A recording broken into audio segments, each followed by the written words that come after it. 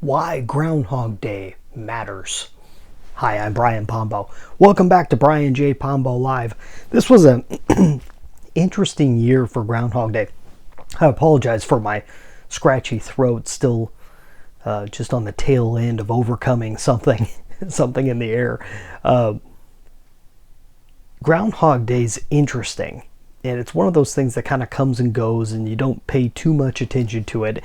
Everyone's reminded of the movie and how wonderful that movie is, and it is an awesome movie. It's one of those that you can rewatch over and over again and always get something different out of it. It has many layers, which at the time it was just another goofy movie, but it really does have a lot to it there.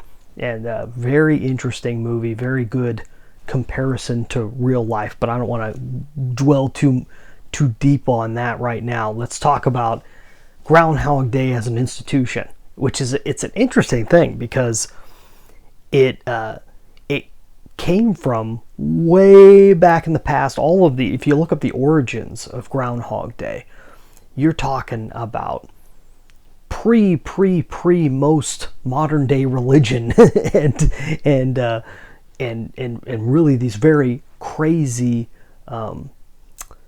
very odd traditions from back in, Proto-European times, and that's where it comes from. It doesn't have this huge, tradition here in America, except for in very specific parts, and it's from this past time period that said that, and it was actually. In Europe, I believe it was a hedgehog that they used as opposed to a groundhog. Groundhogs are more of the North American version, and so you've got this time in which an animal is supposedly telling you what the weather is going to be like, right? I mean, that's the gist of it. And here's another funny thing. I don't think I really noticed until this year. There isn't an official Groundhog's Day. That's why yesterday a whole bunch of people were wishing each other happy Groundhog's Day. And if you type it into Google, Groundhog's Day is on Saturday, and it depends on where you're at. There's different towns have their own groundhogs. There's not just one groundhog. The Puxatawny Phil is kind of famous for being the groundhog, and it was the one they used in Groundhog Day the movie, but it's not the only groundhog and just recently there was news this year that one of the other groundhogs died, and so they're not having Groundhog's Day in this one town that they normally have it in. So there's another crazy thing about it. But I'll tell you what's interesting about Groundhog's Day. It really points, and what it has to do with you and your business, and really comes back to content marketing. It shows you how silly holidays are.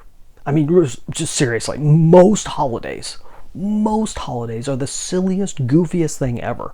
And we name a holiday after basically anyone who's famous whatsoever. We have a holiday dedicated, at least one holiday. In some cases, people died in a horrible scenario, and so we celebrate their birthday and their death day. There's just these crazy things, and we just keep piling more holidays. No one ever gets rid of holidays. Have you noticed that?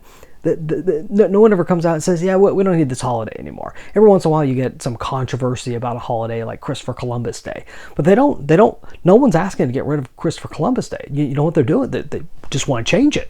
They want to change it to Indigenous Peoples Day, no matter what. So we're never getting rid of holidays. They just keep piling up. We just have every single day has 10 different holidays associated with it. And Groundhog Day is just another one of those silly holidays that makes no difference whatsoever. But here's its value. The value is that everybody's talking about it, is that everyone's thinking about it all at the same time.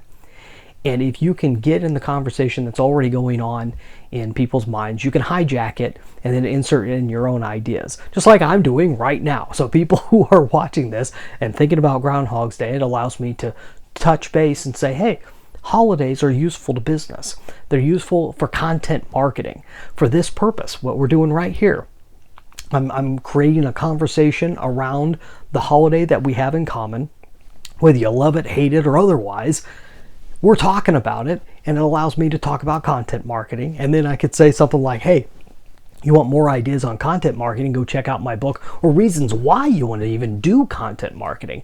9 ways to Amazon proof your business. It's all about how to use content marketing and why, and where you take content marketing, not just doing it just because everybody's doing it, but doing it because it can make your business competition proof in the long run. So go check out my book, 9 Ways to Amazon Proof Your Business. You get a free copy at amazonproofbook.com. And that's all I got for today. Don't drive angry. We'll be back tomorrow. In the meantime, get out there and let the magic happen.